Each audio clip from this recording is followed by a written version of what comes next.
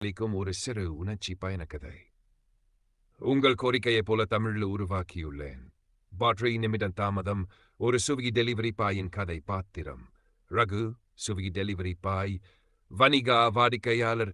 Hotel ஊழியர், சுவிகி manager. கதை: பெருங்குளத்தூர் பக்கம் செஞ்சிக்கு ஒரு ஆர்டர் விழுந்தது. ரகு ஒரு 80 வயது சுவிகி டெலிவரி பாய். காலை முதல் பசிக்க நேரமில்லாமல் ஓடிக்கொண்டிருந்தான். நேரம் மாலசம். ஆர்டர் வந்ததும் ஹோட்டலுக்கு போனான். அண்ணே, இந்த ஆர்டர் கொஞ்சம் அர்ஜென்ட். கஸ்டமர் கால் பண்ணி அவங்களுக்கு லேட் ஆகும்னு சொல்லுறாங்க. பொறுத்துங்கப்பா, கிச்சன் ஃபுல் பிஸி. இப்பதான் செய்யறதுக்கு வைக்கிறோம். 40 நிமிடம் தாமதம். என்ன இது? ஒரு சின்ன ஓடருக்கு 1 மணி நேரமா ஆகுது. நான் ரீஃபண்ட் பண்ணிக்கிறேன். கம்ப்ளைண்ட் போடுறேன். மாம், நான் ரெஸ்டாரண்ட் கிட்டேயே காத்திருக்கிறேன். அவர்கள் லேட் பண்ணாங்க. நான் டெலிவரிக்கு இன்னும் கிளம்பல். அதெல்லாம் எனக்கு தெரியாது. நீங்க வேலை செஞ்சு தெரியாம இப்படி பண்ணுவீங்க.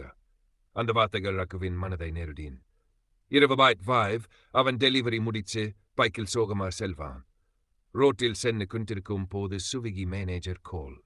ரகு, இப்படி டிலே பண்ணா இன்சென்டிவ் டிடக்ட் ஆகும். நாம அப்புறம் எக்ஸ்பிளைன் பண்ண முடியாது. ரகு மனதில customer shouting, hotel delay, company pressure. நான் நடுவில் சிக்கிறேன். கதை முடிவு. இன்னொரு வெறுமனே வேலை மாத்திரமே இல்லை. உணவுகள், அழுத்தம், பசியுடன் நிறைந்த ஒரு நாள். அவன் மனத்தில் ஒரு நிம்மதி. நான் யாரையும் ஏமாத்தல. என் தர்மத்தை நம்பி வேலை பண்ணிருக்கேன். நாளைய நாளுக்கு நம் மாதிரி தொழிலாளிகள் கூட கேட்கும் ஒரு சூழல் வரும்.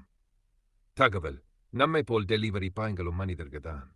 தாமதம் நடந்தால் அவர் மீது ஓட வேண்டிய அழுத்தங்களை நினைவில் வைத்துக் கொள்வோம். உணவுடன் நடந்து